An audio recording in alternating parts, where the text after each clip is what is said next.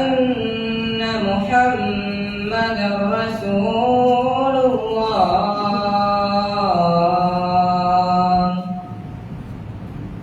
أشهد أن محمدا رسول الله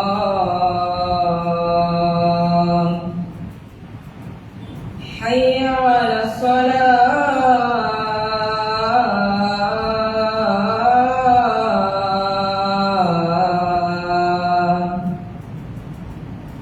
حي على الصلاة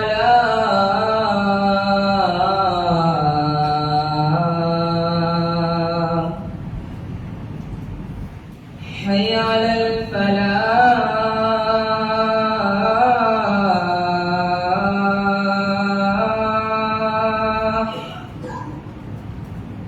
حي على الفلاح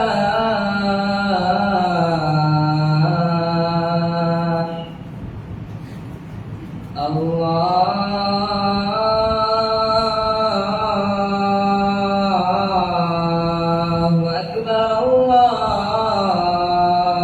أكبر لا إله إلا الله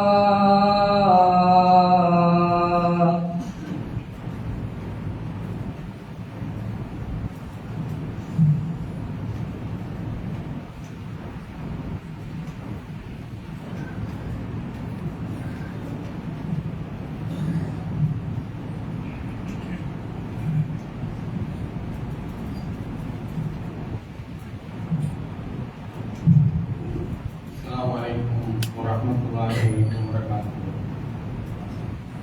Alhamdulillah, nahmaduhu wa nasta'inuhu wa nastaghfiruhu wa na'udzu billahi min shururi anfusina wa min sayyiati a'malina. Man yahdihillahu fala mudilla lahu wa man yudlil fala hadiya lahu. Wa ashhadu an la ilaha illallah wahdahu la sharika lahu wa ashhadu anna Muhammadan abduhu wa rasuluh. اللهم صل على محمد وعلى ال محمد كما صليت على ابراهيم وعلى ال ابراهيم انك حميد مجيد. اللهم بارك على محمد وعلى ال محمد كما باركت على ابراهيم وعلى ال ابراهيم انك حميد مجيد. اما بعد فان اصدق الحديث كتاب الله وخير الهدي هدي محمد وشر الامور محدثاتها وكل محدثه بدعه وكل بدعة ضلالة وكل ضلالة في النار. يا أيها الناس اتقوا ربكم الذي خلقكم من نفس واحدة وخلق منها زوجها وبث منهما رجالا كثيرا ونساء واتقوا الله الذي تساءلون به والأرحام إن الله كان عليكم رقيبا. يا أيها الذين آمنوا اتقوا الله حق تقاته ولا تموتن إلا وأنتم مسلمون. يا أيها الذين آمنوا اتقوا الله وقولوا قولا سديدا يصلح لكم أعمالكم ويغفر لكم ذنوبكم ومن يطع الله ورسوله فقد فاز فوزا عظيما. எல்லாம் வல்ல அல்லாஹ்வின் நல்லடியார்களே, அல்லாஹ்வுடைய மக்கான கிருபையினால் புனிதமிக்க ஜும்மாவை நிறைவேற்றுவதற்காக இங்கு நாம் கூறியிருக்கிறோம். இங்கு பேசப்படக்கூடிய இந்த கருத்துக்களின் பயன் நமக்கு உண்மையிலும் மறுமையிலும் கிடைப்பதற்கு எல்லாம் அல்லாஹ் அருள் புரிவானாக என்று அவரிடம் பிரார்த்தித்து என்னுடைய இந்த உரையை துவங்குகின்றேன். அருமை சகோதரர்களே, நாம் இப்போது தமிழகத்தில் மட்டுமல்லாமல் உலக அளவில் மிகப்பெரிய வெப்ப சூழ்நிலையில் மாட்டிக்கொண்டிருக்கின்றோம். கடுமையான வெப்பம் எந்த அளவிற்கு என்றால், மக்கள் இன்றைக்கு பூமிக்கு அடியிலிருந்து வரக்கூடிய எண்ணெய் வளங்களை பயன்படுத்துறதுனால, எண்ணெய் வளங்கள் என்று சொல்லும்போது நாம பயன்படுத்தக்கூடிய ஒவ்வொரு பைக்கில் செலுத்தக்கூடிய பெட்ரோல், அதனுடைய எரிபொருள், அதை போன்று இன்றைக்கு மின்சாரம் கிடைக்க வேண்டும் என்று சொன்னால் நிலக்கரிய கண்கணக்கில் எரித்தால்தான் இங்கே மின் விசிறி ஓடும், மின் விளக்கு எரியும்.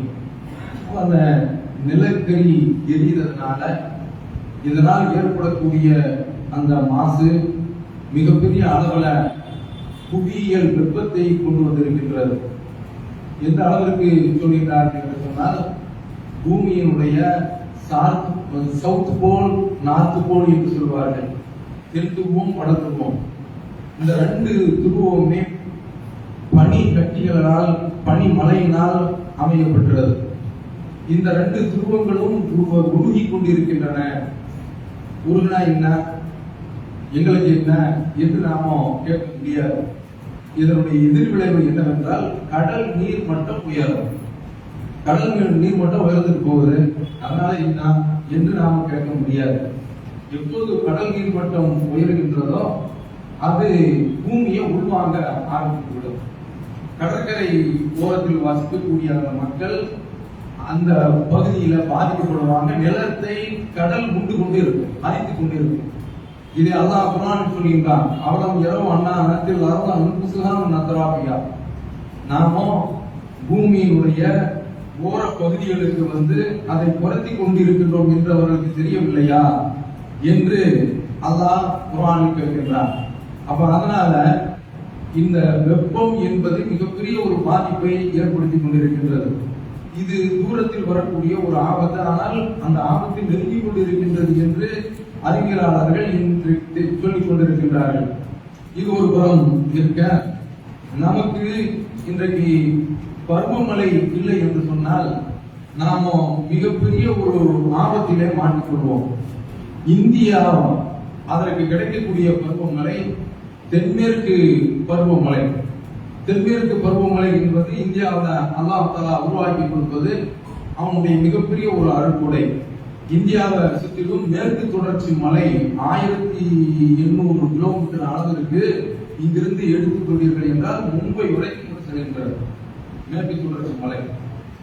இந்த வெப்ப சந்தர்ப்பத்தில் பூமியினுடைய இன்னொரு அரைக்கோள் இருந்து இங்கு உள்ள அந்த வெற்றிடத்தை நிறைப்பதற்காக காற்று கிளம்பி வருகின்ற பூமியினுடைய அந்த சுழற்சியில் அப்படி கிளம்பி வருகின்ற பொழுது வருகின்ற அந்த காற்று மேற்கு தொடர்ச்சி மலையில ஒரு முட்டுகின்றது. முட்டிய அந்த காற்று அதாவது மேற்கு பக்கம் போக முடியவில்லை என்று வருகின்ற பொழுது தடுத்து நிறுத்தப்படுவதனால வானை நோக்கி எழுகின்றது. அப்படி எழுகின்ற அந்த மேகங்கள் தான், அந்த காற்று தான் மலைகளை நமக்கு தருகின்றது என்று நாம அறிவியல்ல புவியியல்ல படித்திருக்கின்றோம். அப்ப அந்த அளவிற்கு அல்லாஹ் தஆலா தென்மேற்கு பருவமழை இந்தியாவிற்கு மிகப்பெரிய ஒரு பாக்கியமாக ஆக்கி தந்திருக்கின்றார். 70% மழை தென்மேற்கு பருவமழையின் மூலமாக தான் இந்தியாவிற்கு கிடைக்கின்றது. மீதி உள்ள அளவு தமிழகத்தை பொறுத்தவரையில் வடகிழக்கு பருவமழை இது மிக குறைந்த அளவில் தான் நமக்கு கிடைக்கின்றது. ஆனால் இந்தியா முழுவதற்கும் வாழ்வாதாரத்திற்கு உரிய ஒரு மழை எப்போது கிடைக்கின்றது என்று சொன்னால் தென்மேற்கு பருவ மழையின் மூலமாக தான் கிடைக்கின்றது. இந்த மழையின் மூலமாக தான் நமக்கு விவசாயம் இல்லை என்று சொன்னால் நமக்கு உணவு கிடையாது. அல்லாஹ் தஆலா குர்ஆனில் கேட்கின்றான், ஒன்றை புரிந்து கொள்ள வேண்டும், ரப்புல் ஆலமீனை பகைத்துவிட்டு இந்த பூமியில நாம ஆட்சியை நடத்துகிறோம் என்று எவன் நடத்தினானோ அவன் ஒரு சக்தி இருக்கின்றது, அல்லாஹ் இருக்கின்றான், அவன் தான் மழையை தரக்கூடியவன் என்ற ஒரு உண்மையை அவன் புரியாமல் இருக்க முடியாது. அல்லாஹ் குர்ஆனில் கேட்கின்றான், அப்புறம் ஐந்துமா கப்பலுக்கும் நீங்கள் விவசாயம் செய்கின்றீர்களே அதை சிந்தித்து பார்த்தீர்களா? அன்தும் தஸ்ரவுனஹு அம்னஹும் ஸாரிமூன், நீங்களா விவசாயம் செய்கின்றீர்கள் நானா? அல்லாஹ் தஆலா கேட்கின்றான், லவ் நஷாஉ லஜஅல்னாஹு குதாமன், நாம் நாடியிருந்தால் அதை சருகுகளாக வெறும் பதர்களாக சாவிகளாக ஆக்கி விடுவோம். தபக்கவும், நீங்கள் எதிர்பார்க்கிறீர்கள் நிறைய அளவுல நமக்கு விளைச்சல் கிடைக்கும் என்று நீங்கள் எதிர்பார்த்திருப்பீர்கள். ஆனால் தலைகள் புரண்டு நீங்கள் ஆச்சரியத்துக்குள்ளாதவர்களாக வேதனைக்குள்ளாதவர்களாக ஆகிவிடுவீர்கள். இன்னால முதுரமோ, நாம் மிகப்பெரிய அளவில் நஷ்டத்திற்குரியவர்களாக ஆகிவிட்டோம், மாட்டிக்கொண்டோம், நஷ்டத்தில் மாட்டிக்கொண்டோம் என்று நீங்கள் சொல்வீர்கள். வல்லகும் மகளும் சுத்தமாக நமக்கு எதுவுமே விளைச்சல் கிடைக்கவில்லை என்று நீங்கள் சொல்வீர்கள் என்று அல்லாஹ் சொல்கின்றானே. அந்த மாதிரி இந்த விவசாயம் என்பது அது இந்திய விவசாயத்துல மொத்த வருவாயில 17% கிடைக்கின்றது. அப்படி கிடைக்கக்கூடிய இந்த விவசாயம் இல்லாமல் போனால் உணவு நமக்கு கிடையாது. இன்றைக்கு வயல்வெளிகள் எல்லாம் அழித்துக் கொண்டிருக்கின்றார்கள், வீடுகள் கட்ட வேண்டும் என்பதற்காக வேண்டி. அந்த மாதிரி அழித்தோம் என்று சொன்னால் இது மனிதனாக ஏற்படுத்திக் கொள்ளக்கூடிய ஒரு நஷ்டம். அவனுக்கு அவனே தீங்கை விளைவித்துக் கொண்டிருக்கின்றான். இது வேற ஒரு விஷயம், அதற்குள் நாம் செல்ல வேண்டியதில்லை. அதனால மனிதனுக்கு கிடைக்கக்கூடிய இந்த விளைச்சல், வேளாண்மை, உணவு தானியங்கள், கால்நடைகள் எவ்வளவு பெரிய அளவுல கால்நடைகள் இல்லை என்றால் மனிதன் வாழ முடியாது. அதற்குள்ள அந்த புல் பூண்டுகள் எல்லாவற்றையுமே அல்லாஹ் வானத்தில் இருந்து மழை இறக்கி முளைக்க செய்கின்றான். அதனால விவசாயம் பாதித்துவிடும். அதற்கு அடுத்து இரண்டாவது பாதிப்பு என்னவென்றால் நிலத்தடி நீர். இன்றைக்கு நமக்கு தண்ணீர் கிடைக்கின்றது. தண்ணீர் பூமியை தோண்டோம். ஒரு காலத்துல மேலப்பழத்தில் எல்லாம் என்று சொன்னால் ஒரு தெருவுக்கு 3 பைப்பு 4 பைப்பு அப்படிதான் இருந்தது. உப்பு தண்ணீர் தேவை என்று சொன்னால் உடனே குடத்தை கொண்டு வந்து அடித்து எடுத்து செல்வார்கள். ரொம்ப ரொம்ப பணக்காரர்கள் தான் வீட்டுல அடித்தண்ணி பைப்பு வைத்திருப்பார்கள். குடித்தண்ணீர் பைப்பு என்று இருக்கின்றது, அடித்தண்ணி பைப்பு என்று இருக்கின்றது. இன்றைக்கு எல்லாமே அடித்துதான் எடுக்க வேண்டியது இருக்கின்றது. உப்பு தண்ணிக்காக வேண்டி ஒரு வீட்டுல வைத்திருந்தா அவங்க பணக்காரர்கள் கடந்த காலத்துல. ஆனா இப்போது கால நிலை மாறி போய் எல்லார் வீட்டிலேயும் இன்றைக்கு பைப்பு வந்து விட்டது. எல்லாருமே இன்றைக்கு நிலத்தடி நீரை பயன்படுத்திக் கொண்டிருக்கின்றார்கள். இந்த நிலத்தடி நீர் எங்கிருந்து வருகின்றது? பூமியில உள்ள ஊத்து எங்கிருந்து கிளம்பி வருகின்றது? அதை அல்லாஹ் தஆலா குர்ஆனில் கேட்கின்றான். குல் அரஐத்தும் இன் அஸ்பஹ மாவுக்கும் கௌரா. ஒரு 2-3 நாளைக்கு முந்தி இந்த அத்தியாயம் ஓதப்பட்டது. அல்லாஹ் கேட்கின்றான், குல் அரஐத்தும் இன் அஸ்பஹ மாவுக்கும் கௌரா.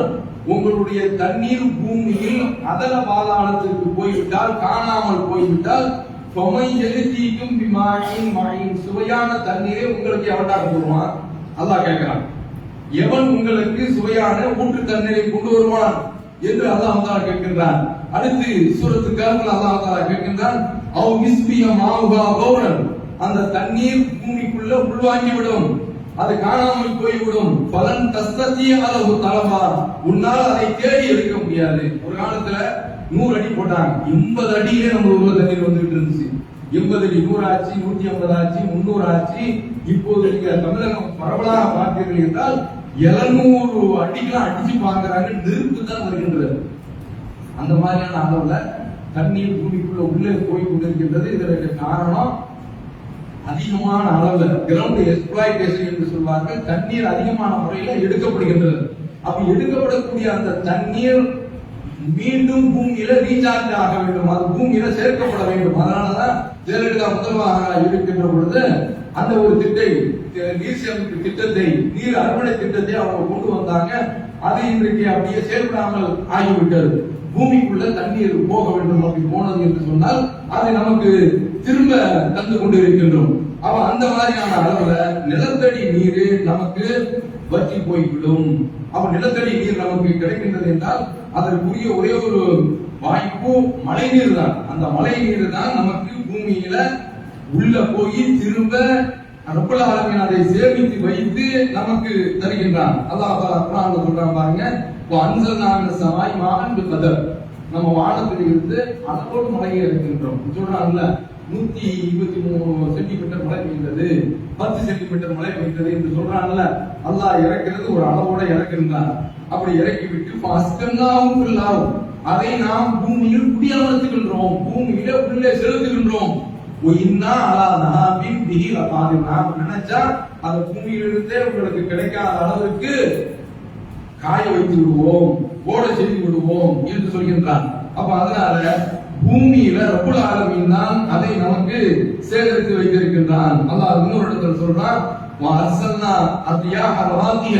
சூழ் போன்ற காட்டுகளை நாம் அனுப்புகின்றோம். வஅன்ஸல்னா மினஸ் ஸமாஇ மான். வானத்திலிருந்து மழையை இறக்குகின்றோம். வஅஸ்தைனாகும். அதை உங்களுக்கு நாம் போட்டுகின்றோம். வமா அன்தும் லஹு பிஹாசினின். அதை நீங்கள் சேகரிக்கக்கூடியவர்கள் கிடையாது, நாம் தான் பூமியில சேர்த்து வைத்திருக்கின்றோம். மனுஷனா பூமிக்குள்ள கோட்டையை போட்டு துளையை போட்டு மழை தண்ணீர் எல்லாம் வருதுப்பா உள்ள சேகரித்து வச்சுக்கிறோம் அப்படின்னு சேகரித்து வச்சிருக்காங்க. இந்த ஒரு இன்ஜினியர் பொறுப்பை, இந்த பொறியியல் துறைய, இந்த தண்ணீர் துறைய ரப்புல் ஆலமீன் தன்னுடைய கையில் வைத்து பூமியில சேகரித்து சேமித்து வைத்து நமக்கு திரும்ப தருகின்றான். எப்படிப்பட்ட நாயன்!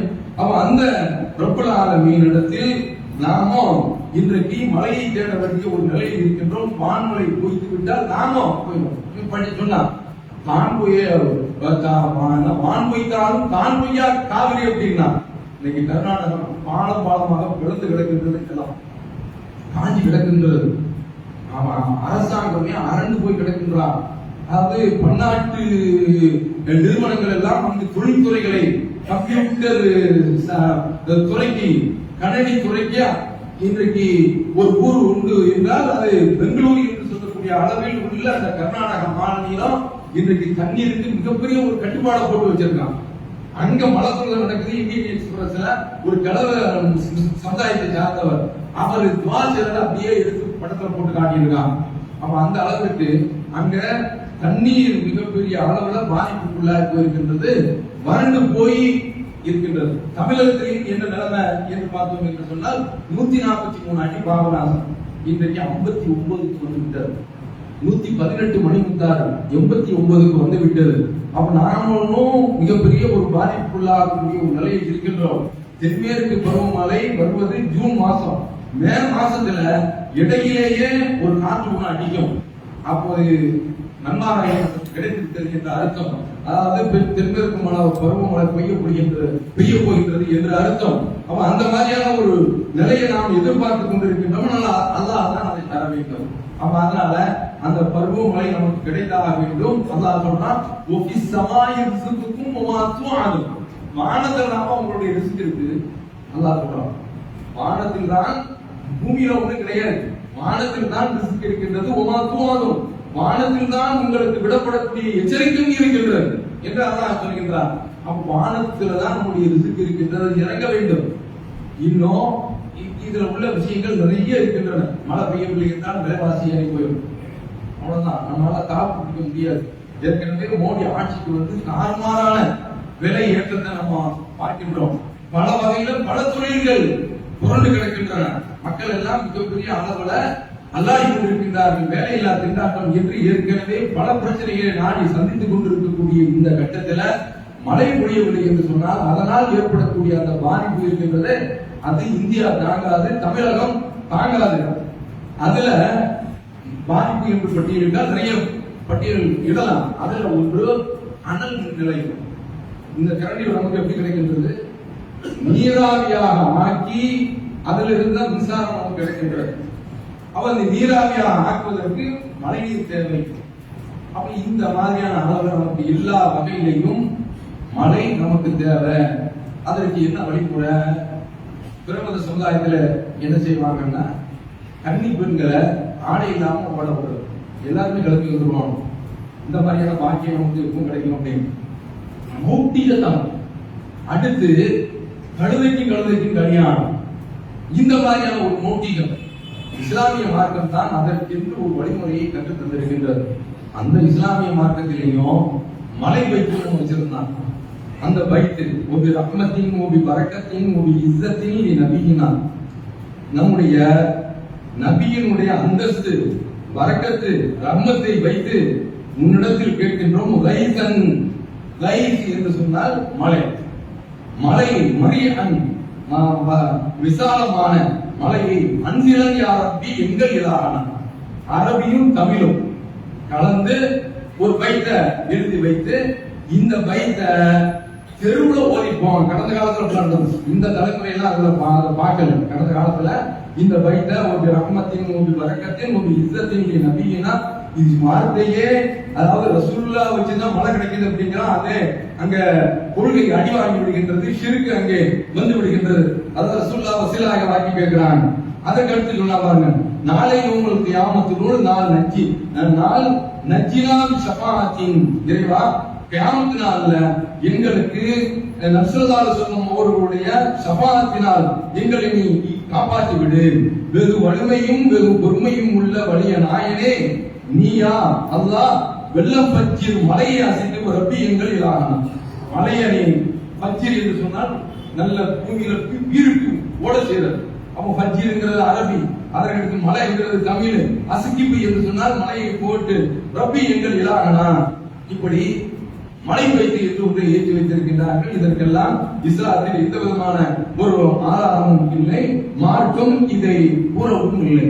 இதற்கு என்று நபி ஸல்லல்லாஹு அலைஹி வஸல்லம் அவர்கள் நமக்கு ஒரு வழிமுறையை காட்டி தந்திருக்கிறார்கள்.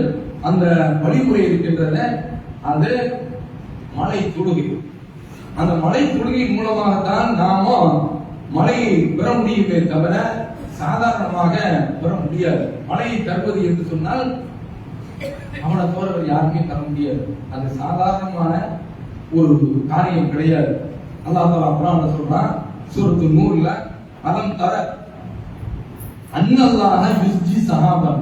நீ பார்க்கலையா, அல்லாஹ் தஆலா மேகத்தை அங்கிருந்து இருக்கக்கூடியது அப்படியே இழுத்து கொண்டு வருகின்றான். சும்மை அலிஃபு பைனஹு, அதற்கு மத்தியில் ஒரு இணைப்பை ஏற்படுத்துகின்றான். சும்மை இஜாலஹு ருகாமன், அது மொத்தமாக ஒரே இடத்தில் குவியலாக ஆக்கி வைக்கின்றான். ஃபதரல் ரதத்தை யக்ருஜு மின் ஸலாரி, அதனுடைய கூட மழை கிளம்புவதை நீ பார்க்கின்றாய். وَيُنَزِّلُ مِنَ السَّمَاءِ مِنْ جِبَالٍ فِيهَا مِنْ بَرَدٍ, வானத்திலிருந்து மழை போன்று, வானத்துல மேகம் இருக்கின்றது, அப்படியே திரண்டு மேல நோக்கி அப்படியே போகுது. அப்படி போகக்கூடிய அந்த சந்தர்ப்பத்துல அதுல உள்ள அந்த எடை இருக்கின்றது, கடுமையான எடை, அதிகமான டன் அளவிற்கு உள்ள தண்ணீர் அந்த மேகத்துல திரவ பொருளாக உள்ளே உட்கார்ந்து இருக்கின்றது. அப்படி மேல அது போகும் பொழுது கீழே பூமிக்கு என்று அல்லாஹ் தஆலா புவியீர்ப்பு சக்தியை கொடுத்திருக்காங்க. அது பார்க்குது, நம்ம ஏரியாவுக்குள்ள, நம்ம எல்லைக்குள்ள இவ்வளவு பெரிய ஒரு கனமான பொருள் வானத்தை நோக்கிட்டு போய்கிட்டு இருக்க, எதை கடத்திட்டு இது போயிட்டு இருக்கு, அப்படி போகக்கூடாது அப்படின்னு சொல்லி அப்படியே பிடிச்சி ஒரு இழுப்பு இருக்கின்றது. அப்படி புவியீர்ப்பு சக்தி ஒரு குரு இருக்கும்போது வரக்கூடிய மழை தான் நாம் அனுபவிக்கக்கூடிய இறைவனத்தை இருக்கக்கூடிய ஒரு அறக்குறை பார்க்கின்றோமா. அப்ப அதுல இருந்துதான் மழையை அவன் நமக்கு தருகின்றான். அப்ப இந்த மழை என்பது, அந்த மேகத்தை திரட்டுறது என்பது இந்த பூமியில் உள்ள இந்த ஆவியாக்களுக்கோ இந்த மாதிரியான சிலைகளுக்கோ சாமிகளுக்கோ எந்த விதமான ஒரு பங்கும் கிடையவே கிடையாது. ரப்புல் ஆலமீனுடைய தனி அதிகாரத்தில் உள்ளது. அல்லாஹ் சொல்றான், ஒவ்வொல்லதி மத்தியுல் ரைஸ மின்பாரிமா கனத்து, மக்கள் எல்லாம் மழை கிடைக்குமா என்று நிராசை அடைந்ததற்கு பிறகு அவன் வானத்தில் இருந்து மழை இறக்கி ஒரு ரஹ்மத்தஹு, தன்னுடைய அருட்கொடையை அவன் விரிக்கின்றான், பரவ செய்கின்றான் என்று அல்லாஹ் தஆலா குர்ஆனில் குறிப்பிடுகின்றான். அப்ப இது மிகப்பெரிய ஒரு வலிமைக்குரிய நாயனுடைய ஆற்றல் உள்ளது. அதற்கு அல்லாஹ் தஆலா ஈமான சம்பந்தப்படுகிறான். அதான் ரொம்ப முக்கியம். ரப்புல் ஆலமீன் சொல்கின்றான், உலவ அன்ன அஹ்லல் குர்ஆன் ஆமன், இந்த மக்கத்து வாசிகள் அல்லாஹ்வை நம்பி வத்தகவ், இறைவனை பயந்தார்கள் என்று சொன்னால், லஃபதஹ்னா அலைஹிம் பரக்காத்தின் மினஸ் ஸமாஇ வல் அர்த், வானத்தில் இருந்தும் பூமியில் இருந்தும் பரக்கத்துகளை அள்ளி கொட்டி விடுவோம். ஈமான் இருக்கும். சவுதி அரேபியா இன்னைக்கு காலப்போக்கில் மாறிட்டே இருக்குது. அவர்கள் எல்லாம் எல்லா வகையிலும் உலகத்தினுடைய அந்த சௌரியங்கள் தான் தடுத்துட்டு இருக்கிறாங்க. என்ன குடும்பம் நடக்கின்றது, பலஸ்தீன்ல 35,000க்கும் மேற்பட்ட மக்கள் அடிச்சிட்டாங்க. அந்த மக்கள் இப்போது ரஃபா என்ற பகுதியில் ஒதுக்கி போய் இருக்கிறாங்க. அந்த ரஃபா என்ற பகுதியிலையும் நான் உள்ள போய் அடிப்பேன் நிற்கிறான். அங்க மட்டும் ஒதுங்கி இருக்கக்கூடிய மக்கள் 20 லட்சத்துக்கு மேற்பட்ட மக்கள் ஒதுங்கியிருக்கிறார்கள். அந்த மக்களையும் அடிச்சிருவேன் நிற்கிறான். எவனுமே நமக்கு குரல் கொடுப்பதற்கு நான் இந்த சவுதி எல்லாம் குரல் கொடுக்க வேண்டும். அவர்கள் எல்லாம் இவ்வளவு பெரிய அருளை இன்றைக்கு பெற்றிருக்கின்றார்கள் என்று சொன்னால் அவர்களிடத்தில் இருந்த ஏகத்துவம், அல்லாஹ் அவர்களுக்கு இந்த செல்வத்தை அள்ளி கொடுத்தாங்க என்று சொன்னால் அவங்களுக்கு வான்வளம் கிடையாது. ஆனால் பொருளாதாரம், பூமியிலிருந்து கிடைத்த எண்ணெய் வளம், அந்த எண்ணெய் வளத்தின் மூலமாக கடல் நீர்ல இருந்து உப்பை அப்படியே பிரிக்கின்ற பொழுது அதுல இருந்து கரண்டை எடுத்துக்கொண்டு நாட்டுக்கு கரண்ட் கிடைச்சி போகுது. தண்ணீர் அப்படி குடி தண்ணீர் அதுல இருந்து எடுக்கின்றான். இந்த மாதிரி இன்றைக்கு அவன் கிடைக்காத எல்லா சீசன்ல பருவ காலத்தில் உள்ள பழங்கள், மாம்பழம் இப்ப கிடைக்கும். நம்ம நாட்டுல கூட உடகாலத்துல தான் கிடைக்கும். அவன்கிட்ட எப்போதுமே கிடைக்கும் எல்லா பழ வர்க்கங்களும். ரப்புல் ஆலமீன் அந்த அருட்கொடையை கொடுத்ததற்கு காரணமே அன்றைக்கு அவர்கள் சத்தியத்தில் இருந்தார்கள். அல்லாஹ் சொல்றாங்க, உலக அண்ணா ஆமன், ஈமான் கொண்டு வத்தகோ இறைவனை அஞ்சினார்கள் என்று சொன்னால் லஃபதஹனா அலைஹிம் பரக்காத்தின் மினஸ் ஸமா, அல்லாஹ் வானம் பூமியிலிருந்து பரக்கத்துகளை நாம் அள்ளி வழங்கி விடுவோம், அந்த வாசலை திறந்து விடுவோம் என்று சொல்கின்றான். அவன் ஈமான் இருக்கணும், இறையச்சம் இருக்கணும். அதற்கடுத்து நான் ஒரு நாள் சந்தர்ப்பத்தில் திரும்ப திரும்ப உங்களிடத்தில் நான் சொல்லியிருக்கின்றேன், இஸ்திக்பார் செய்யுங்கள். ஒரு நாளைக்கு 3 தடவை. அதை எத்தனை தடவை நாம் செய்யணும் என்று தெரியவில்லை. நபி ஸல்லல்லாஹு அலைஹி வஸல்லம் அவர்கள் இஸ்திக்பார் செய்திருக்கிறார்கள். நூஹ் நபி தன்னுடைய சமுதாயத்தை பார்த்து சொல்கிறார்கள், நீங்கள் உங்களுடைய இறைவனிடத்தில் பாவ மன்னிப்பு தேடுங்கள் என்று நான் சொல்கின்றேன். இன்னஹு கான கஃபாரா, அவன் பாவத்தை அதிகம் அதிகம் மன்னிக்கக்கூடியவனாக இருக்கின்றான். யூசில் ஸமா அலைக்கும் மித்ராரா, அவன் உங்களுக்கு வானத்தை தாரதாரையாக இறக்குவான். வானத்தை இறக்கிறது கிடையாது, மழையைத்தான். ஆனால் இலக்கியமாக சொன்னா வானத்தையே உங்களுக்கு இறக்கி வைப்பாண்டா என்று ரப்பல் ஆலமீன் குறிப்பிடுகின்றான். இந்திருக்கும் அம்வாலின் பனி, பொருளாதாரத்தையும் மக்கள் செல்வத்தையும் தருவான். இஜஅல்லக்கும் ஜன்னாத்தின், தோட்டம் துறவுகளை உங்களுக்கு தருவான். இஜஅல்லக்கும் அன்ஹாரா, உங்களுக்கு ஆறுகளையும் அவன் உருவாக்கி தருவான். யார் சொன்னது? முதல் தூதர், இறை தூதர் நூஹ் அலைஹிஸ்ஸலாம் அவர்கள் சொன்னார்.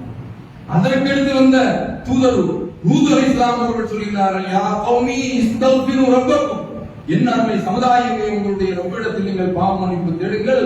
சும்மா தூபு இலைய, அவரிடத்திலே உங்களுடைய குற்றத்தை விட்டு விலகி திரும்புங்கள். யுர்சில் ஸமா அலைக்கும் மித்ராரா, அவன் உங்களுக்கு வானத்தை தாரதாரையாக அங்கிருந்து மலையை இறக்குவான் என்று ஹூத் அலைஹிஸ்ஸலாம் அவர்கள் சொல்கிறார்கள். அப்படி என்ன என்று பார்த்தோம் என்று சொன்னால், மழை மரம் வளர்ப்போம் மழை பெறுவோம், அந்த அறிவியல் அடிப்படையில் சரிதான். ஆனால் மரம் இருந்து விட்டால் மழை வந்துவிடும் என்றெல்லாம் நினைக்க முடியாது. மழை தருவது அல்லாஹ்வுடைய தனிப்பட்ட அதிகாரத்தில் உள்ளது. அதனால ஈமான் இருக்க வேண்டும், இறையச்சம் இருக்க வேண்டும், இறைவனிடத்தில் பாவ மன்னிப்பு தேடல் இருக்க வேண்டும். மழை வேண்டும் என்று சொன்னார். அன்றாட நாம் இறைவனிடத்தில் இடத்துல பாவ மன்னிப்பு தேடிக்கொண்டிருக்க வேண்டும். அடுத்து மக்களிடத்துல தர்மம் நிறைந்திருக்க வேண்டும், தர்மம் நிறைந்திருக்க வேண்டும். நபி ஸல்லல்லாஹு அலைஹி வஸல்லம் அவர்கள் சொல்கிறார்கள், பாலைவனத்துல ஒருவர் இருக்கின்றார். அவர் மட்டும்தான் இருக்கிறாரு. வானத்தில் இருந்து ஒரு அசரி என்றால் ஆள் இருக்காத சத்தம் மட்டும் கேட்கும். இன்னாருடைய தோட்டத்திற்கு நீ தண்ணீர் போட்டு என்று ஒரு சத்தம் கேட்கின்றது. அப்படி சொல்லிவிட்டு அந்த சந்தர்ப்பத்தில் மேகம் ஒன்று வருகின்றது, மழை அங்குள்ள ஒரு நீரோடையில் ஒழிக்கின்றது. அது போய்விட்டது. சத்தத்தை கேட்டு என்னடா இது அற்புதமா இருக்கு, ஆச்சரியமா இருக்கின்றது என்று பொழிந்த அந்த இடத்துல அப்படி நின்று அந்த தண்ணீர் அப்படியே தன்னுடைய தளத்துல போகுது. அதை நோக்கி இவர் செல்கின்றார். ஏதோ ஒரு இதனுடைய பின்னணியில ஏதோ ஒரு அற்புதம் இருக்கின்றது, அதை நாம் என்னவென்று தெரிந்து கொள்ள வேண்டும் என்று அந்த தண்ணீர் போற போங்கிலேயே இவர் செல்கின்றார்.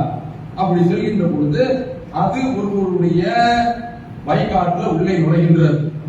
அங்கு உள்ளவர் மண்வெட்டியை வைத்து தண்ணீரை உள்ளே வெட்டி இழுத்துக் கொண்டிருக்கின்றார். யா அப்துல்லா மஸ்முக, இவர் கேட்கிறார், அப்துல்லாவே, அப்துல்லா என்றால் அல்லாஹ்வுடைய அடியாரே, பொதுவா யாருக்கும் கூப்பிடலாம். அப்துல்லாவே, அல்லாஹ்வுடைய அடியாரே, இந்த உங்களுடைய பேர் என்ன? அவர் கேட்கிறாரு, ஏன்பா ஏன் வர நீ கேட்கிற? இல்ல, நான் ஒரு சத்தத்தை சொல்லி விட்டுறேன், அதுல உங்களுடைய பேர் குறிப்பிடப்பட்டது, அதனால கேட்கிறேன் அப்படின்னு சொன்ன உடனே, ஆமா இந்த பேர் தான் அதுக்கு வந்துச்சு. இந்த தண்ணீர் எங்க வந்துச்சுன்னு பார்த்தேன். இப்படி உனக்காக வேண்டி ஒரு மேகம் வருது, குவியுது, மழையை கொட்டுது. அந்த தண்ணீர் உனக்கு மட்டும் சொல்லி வச்ச மாதிரி உன்னுடைய வயக்காட்டிற்கு மட்டும், உன்னுடைய தோட்டத்திற்கு மட்டும் எப்படி ஓடோடி வருகின்றது? என்ன காரணம்? நீ என்ன நல்ல காரியத்தை செய்யற என்று கேட்கின்ற பொழுது, அப்ப அவர் சொல்றாரு, அதை கேட்கிறியா? நான் சொல்றேன் கேளு. நான் என்னுடைய நிலத்தில் இருந்து வரக்கூடிய அந்த விளைச்சல்ல 1/3 பகுதியை முதல்ல அவர் சொல்ற 1/3 பகுதியை தர்மம் செய்து விடுவேன். 1/3 பகுதியை அல்லாஹ்வுடைய பாதையில தர்மம் செய்து விடுவேன். 1/3 பகுதியை எனக்கு என்னுடைய குடும்பத்திற்கு, பிள்ளைகளுக்கு, மக்களுக்கு. 3/1 பகுதியை மீண்டும் அதில் நான் முதலீடாக போட்டு விடுகின்றேன், செலுத்தி விடுகின்றேன். பாருங்க, அப்ப தர்மம் இருந்தால் வான்மழை கிடைக்கும். இதை நமக்கு மார்க்கம் சொல்லி தருகின்றது. அப்ப அந்த அடிப்படையில நம்மிடத்துல ஈமான் இருக்க வேண்டும், இறையச்சம் இருக்க வேண்டும், தௌபா இருக்க வேண்டும், பாவமன்னிப்பு தேடுறது இருக்க வேண்டும், தர்மம் இருக்க வேண்டும் என்பதை ஆயத்துக்கள் ஹதீஸ்கள் நமக்கு சொல்றதை நம்ம பார்க்க முடிகின்றது. ரப்பல் ஆலமீன் ரசூலுல்லாஹ் வாழ்ந்து கொண்டிருக்கக்கூடிய அந்த கட்டத்துல அவங்களுடைய பிரார்த்தனைக்கு என்று தனி மனிதனை மக்காவில் அபூ சுஃபியான் அவர் ரசூல் ஸல்லல்லாஹு அலைஹி வஸல்லம் அவர்கள் வர்றாரு. எப்போது வர்றாரு? நபி ஸல்லல்லாஹு அலைஹி வஸல்லம் அவர்கள் துஆ செய்றாங்க. என்ன துஆ? அல்லாஹும்ம சினீன கஸனி யூசுப். யூசுப் அலைஹிஸ்ஸலாம் அவருடைய காலத்தில் ஏற்பட்ட பஞ்ச காலத்தை கொண்டு இவர்களுக்கும் ஏற்படுத்தி என்று கையெழுத்தாங்க. நீண்ட காலம் பிரச்சாரம் பண்றாங்க, ஒருத்தர் சத்தியத்தை ஏற்க மாட்டாங்க. மனசு ரொம்ப வேதனைப்பட்டு இறைவனிடத்துல துஆ செய்றாங்க. சபீன் கஸரம் சபீன் யூசுப் 7 ஆண்டு கால பஞ்சம் எப்படின்னு ஒரு ஹதீஸ்ல வருகின்றது. அப்ப அவங்களுக்கு பஞ்சம் ஏற்பட்டு போச்சு, நாட்டுக்கல்ல ஆரம்பிச்சிருச்சு. வானத்தில் இருந்து முகமூட்டத்தை அவன் பார்க்கிறான், பசியும் உடைய காரணத்தினால. அப்ப அந்த சந்தர்ப்பத்துல ரசூலுல்லாஹ் வர்றாங்க. நீங்க தான் சொந்த பந்தங்களை ஆதரிக்கணும்னு சொல்றீங்க. இப்படி உங்களுடைய சொந்த பந்தங்கள் சாகலாமா பட்டினியில பஞ்சத்துல வாட்சிங்க. யாரு? அபூ சுஃபியான் முஹம்மது ஸல்லல்லாஹு அலைஹி வஸல்லம் அவர்களை லெஃப்ட் அண்ட் ரைட் எதிர்த்து இருக்கிறாரு, சத்தியத்தை ஏற்க மறுக்கிறாரு. அதனால இஸ்லாத்துக்கு வந்து விட்டாரு, வேற பிரச்சனை. நீங்க துஆ செய்யுங்க என்று நபி ஸல்லல்லாஹு அலைஹி வஸல்லம் அவர்களிடத்துல வந்து கேட்கிறார்கள். ரசூலுல்லாஹ் அவங்களை பார்த்து சொல்றாங்க, இன்னக்கல ஜரீபுன், ரொம்ப துணிச்சல்காரரையா, நீ சத்தியத்தை ஏற்க மாட்டேங்கிற, அந்த சத்தியத்தை போதிட்டு இருக்க எங்கிட்டயே வந்து நாங்க ரொம்ப பட்சத்துல மாட்டியிருக்கோம், எங்களுக்காக நீ துஆ செய்யறாங்க. துஆவுடைய எஃபெக்ட்தானப்பா, நீ எங்கிட்டயே வந்து அதற்குள்ள மருந்தை நீ கேட்கிற, ஆனா உன்னிடத்துல இருந்து நீ ஈமான் கொண்டு இஸ்லாத்துக்கு ஒருவன் எதிர்பார்க்கிற, அது வரமானங்கிறிய, எவ்வளவு துணிச்சல் இருக்கும் என்று நபி ஸல்லல்லாஹு அலைஹி வஸல்லம் சொல்றாங்க. அல்லாஹ்வுடைய தூதர் இறக்கப்பட்டவர்கள் கையெழுத்தாங்க, மழை பொழிஞ்சிருச்சு. அதுக்கு நான் திரும்ப போயிட்டான். அதற்கடுத்து அல்லாஹ் தஆலா இந்த வசனத்தை எல்லாவற்றையும் வாசிப்பதற்கு நேரம் இல்ல. அல்லாஹ் தஆலா குர்ஆன்ல சொல்லி காட்டுகிறான், யௌமன் நபுதுஷி வசுஷத்தல் குப்ரா இன்னா முன்தகுமுனி. இப்போ இவன் சத்தியத்தை ஏற்கிற, மழை பொழிய சொல்லி என்று கேட்டுவிட்டு இப்போ ஓடிட்டான். நாமோ இவர்களை மிகப்பெரிய ஒரு குடியாக பிடிப்போம், வழிவாங்குவோம். அதற்கு விளக்கம் கொடுக்கிறாங்க. அதான் பத்ர் போர்க்களம். பத்ர் போர்க்களத்துல தர்ம அடி அவர்களுக்கு கொடுக்கப்பட்டது. அவங்க என்ன பார்க்கிறோம் என்று சொன்னால், சத்தியத்தை ஏற்க மறுத்த அந்த மக்களுக்கு மத்தியில் அவர்கள் அந்த மக்களே வந்து கேட்கிற பொழுது பிரார்த்தனை செய்யறாங்க, துஆ கபூலாகின்றது, மழை பொழிகின்றது. இது ஒரு கட்டம். அதற்கடுத்து நபி ஸல்லல்லாஹு அலைஹி வஸல்லம் அவர்கள் மதீனாவுக்கு வந்தாச்சு. நபி ஸல்லல்லாஹு அலைஹி வஸல்லம் அவர்களிடத்துல ஒரு நபி தோழர் இத அனஸ் பின் மாலிக் ரலியல்லாஹு அன்ஹு அவர்கள் அறிவிக்கிறாங்க. மெம்பருக்கு நேரா இருக்கக்கூடிய அந்த வாசல்ல அப்படியே நுழைகிறார். ரசூலுல்லாஹ்வுடைய அந்த பள்ளியில மெம்பருக்கு நேரா ஒரு வாசல் இருந்திருக்கின்றது. அப்படிதான் மற்ற பள்ளிகள்லாம் இருக்குது. நமக்கு தான் அந்த மாதிரியான ஒரு சூழ்நிலை, 2 மாடி 3 மாடி என்று ஏறி நடக்க வேண்டியது இருக்கின்றது. சரி, அவர் உள்ள வர்றாரு. வந்துட்டு நபி ஸல்லல்லாஹு அலைஹி வஸல்லம் அவர்கள் மெம்பர்ல நிற்கிறாங்க. ஹலகத்தில் மவாஷி, கால்நடைகள் எல்லாம் செத்து போச்சு. வன்சதாதி சுபுடு, வாழ்வாதாரத்துக்கு உண்டான பாதைகள் எல்லாம் அறுத்து போச்சு. ஃபதுல்லாஹ யுதீசுனா, அல்லாஹ்ட்ட கேளுங்க, அவன் எங்களை ரட்சிக்கட்டும். இந்த கௌஸ் பாய் சொல்றாங்கல்ல, கௌஸ்னா ரட்சிப்பு. கௌஸ்னா ரட்சிப்பு, அதற்குள்ள வார்த்தை தான் அந்த அகாத. அவர் ரசூல் ஸல்லல்லாஹு அலைஹி வஸல்லம் அவர்கள் அல்லாஹ் மஸ்கினா, அல்லாஹ் மஸ்கினா, அல்லாஹ் மஸ்கினா, யா அல்லாஹ் எங்களுக்கு தண்ணீர் தான், எங்களுக்கு குடிக்க நீ நீர் புகட்டு. இன்னொரு ஹதீஸ்ல வருது, அல்லாஹ் அகுஸ்னா, எங்களை ரட்சித்து விடு, எங்களுக்கு நீ ரட்சிப்பை கொடு. அதனாலதான் ஓதுல ஆரம்பி சொல்றாங்க, மகத்தான ரட்சகர் என்று. அவர்களெல்லாம் அவர் மண்ணில போயிட்டாரு, தூங்கிட்டு இருக்காரு. அவருடைய நிலைமை என்னன்றது மறுமையில தான் தெரியும். இவன் அவர் போய் ஓதுல ஆரம்பிக்கிறான். சொன்னா ரப்பல் ஆலமீனுக்கு தான் சொல்ல முடியும். அப்ப அந்த மாதிரியான நம்ம ஆளுக்கும் பேர் வச்சிருக்கான். கௌசு அதான் கௌசு அப்படின்னு நினைச்சது. கௌசுக்குள்ள போய் கேளுங்க அப்படிங்கிறான். சரி, அவங்க கௌசு என்று சொன்னால் ரட்சிப்பு. இப்ப அதுக்கு நான் அல்லாஹ் எங்களை ரட்சித்து விடுவாராக என்று ரசூலுல்லாஹி ஸல்லல்லாஹு அலைஹி வஸல்லம் அவர்கள் கேட்கிறாங்க. அனஸ் ரலியல்லாஹு அன்ஹு அவர்கள் அறிவிக்கிறார்கள், இப்படி ரசூலுல்லாஹ் கேட்கும் போது வானத்தை ஏறிட்டு பார்க்கிறோம், ஒரு மேகத்துடைய ஒரு மேக கூட்டத்தை ஒரு துருவ கூட நாங்க பார்த்தது கிடையாது. கொஞ்ச நேரத்துல மேகம் திரண்டது, அவ்வளவுதான். மழை கொட்டோ என்று கொட்டியது. மாராயின ஷம்ஸ சித்தன், 6 நாளாக நாங்கள் சூரியனையே பார்க்கவில்லை. வானம் மூடி கொட்டோ என்று கொட்ட ஆரம்பிச்சு. அதே வாசல்ல அதே கிராமம் ஆரம்பி உள்ள நுழையார். அல்லாஹ்வுடைய தூதர் உரையாற்றிக் கொண்டிருக்கின்றார்கள். அவரே சொல்றாரு, கலக்கத்தில் அம்மா பொருளாதாரம் எல்லாம் சேதாரமாய் விட்டது. வன்சதானத்தி சுமுழு, அப்போ பஞ்சத்தினால வாழ்வாதாரம் பாதிச்சு, இப்ப அதிகமான ஆளுங்க மழை பெஞ்சதுனால வாழ்வாதாரம் பறி போயிடுச்சு. அல்லாஹ்ட்ட நீங்க கேளுங்க அப்படிங்கிற உடனே இப்போ ரசூல் ஸல்லல்லாஹு அலைஹி வஸல்லம் அவர்கள், யா அல்லாஹ் மழையை நிறுத்தி விடு. கேட்க மாட்டாங்க, கேட்க கூடாது. ரஹ்மத்தை வேண்டாம் என்று கேட்கக்கூடாது. அருமையான வார்த்தை. இறை தூதர் என்று சொன்னால் இறை தூதர் தான் அவங்க. அல்லாஹும்ம ஹவாலைனா வலா அலைனா, யா அல்லாஹ் சுற்றுப்புறத்திற்கு இந்த மேற்கூட்டத்தை நீ அனுப்பிவிடு, எங்களுக்கு பாதகமாகி ஆக்கி விடாதே. மலைகளிடத்தில் நீ மலைகளின் மீது பொழிய செய், குன்றுகள் மீது பொழிய செய் என்று ஒரு பட்டியலை ஸல்லல்லாஹு அலைஹி வஸல்லம் அவர்கள் சொல்றாங்க. இந்த செய்தி புகாரில இடம்பெற்றிருக்கின்றது. அதனால நம்ம என்ன பார்க்கின்றோம் என்று சொன்னால், ஸல்லல்லாஹு அலைஹி வஸல்லம் அவர்கள் மிம்பர்ல இருந்து கேட்டிருக்காங்க. அப்படியும் நாம கேட்கலாம்.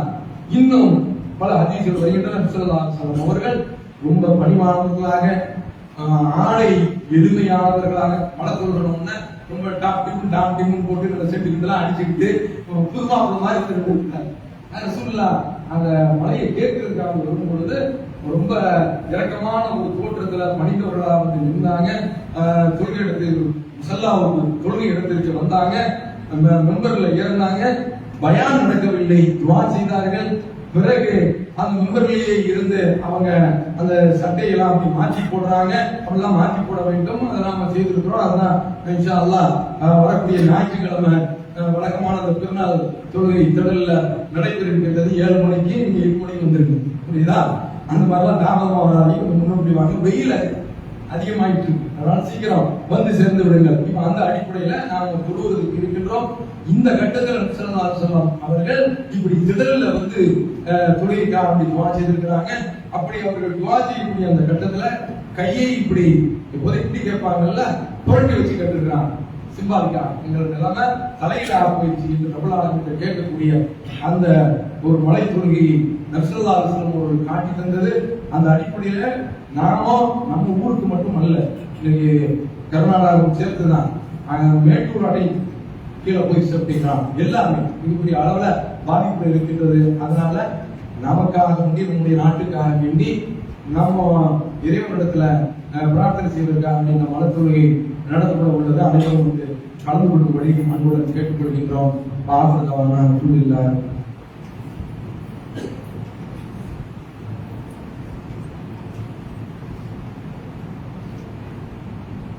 அல்ஹம்துலில்லாஹ் நஹ்மதுஹு வ ஸல்லி அலா ரசூலில் கரீம். அம்மா பாத்.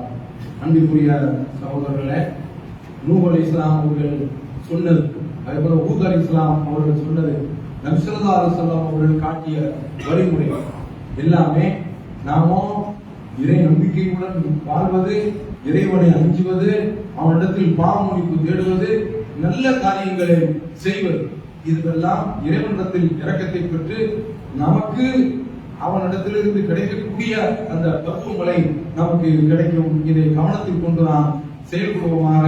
அல்லாஹ் நம் அனைவருக்கும் வாழ்வாதாரத்தை வளமாக்கி தருவானாக. வாஹர் தவானா அல்ஹம்துலில்லாஹி ரப்பில் ஆலமீன்.